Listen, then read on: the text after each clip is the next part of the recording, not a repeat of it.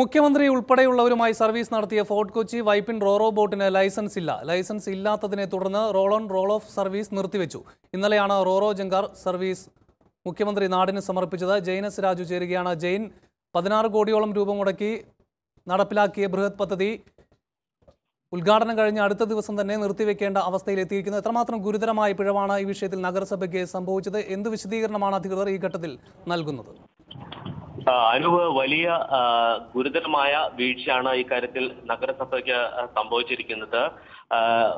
മുഖ്യമന്ത്രി പോലെ ഉള്ള ഒരു പദവിയിലിരിക്കുന്ന ആളുമായി എല്ലാ നിയമങ്ങളും ലംഘിച്ചുകൊണ്ട് സർവീസ് നടത്തുക, കൂടാതെ ജനങ്ങളുടെ ഏറെ നാളത്തുള്ള ഒരു ആവശ്യത്തെ വളരെ ലാഘവത്തോടെ കൈകാര്യം ചെയ്യുക എന്നീ 2 വീഴ്ചകളാണ് നഗരസഭയുടെ ഭാഗത്തു നിന്നുണ്ടായത്.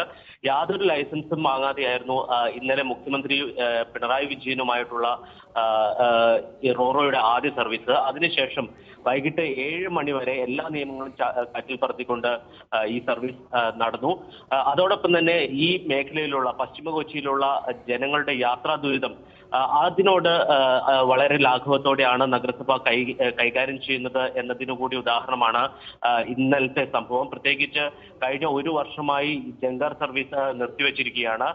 തേവര റോഡ് മാർഗമാണ് കൊച്ചി നഗരത്തിലേക്ക് ഈ പ്രദേശത്തുള്ള ആളുകൾ എത്തുന്നത്. ഏകദേശം 10 മിനിറ്റ് കൊണ്ട് റോറോ സർവീസിലോ അല്ലെങ്കിൽ ജങ്കാർ സർവീസിലോ എത്താൻ കഴിയുന്ന ദൂരം ഏകദേശം ഗതാഗത കുരുക്കും ഒക്കെ ആകുമ്പോൾ ഏകദേശം 1 മണിക്കൂറോളം വേണ്ടിവരും. ഈ സാഹചര്യത്തിൽ ഈ പ്രദേശവാസികളുടെ ഏറെ നാളത്തെ ഒരു ആവശ്യമായിരുന്നു റോറോ സർവീസ്.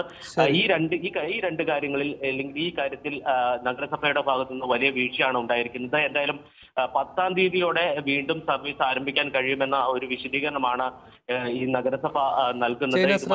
വിവരങ്ങൾ നൽകിയത്.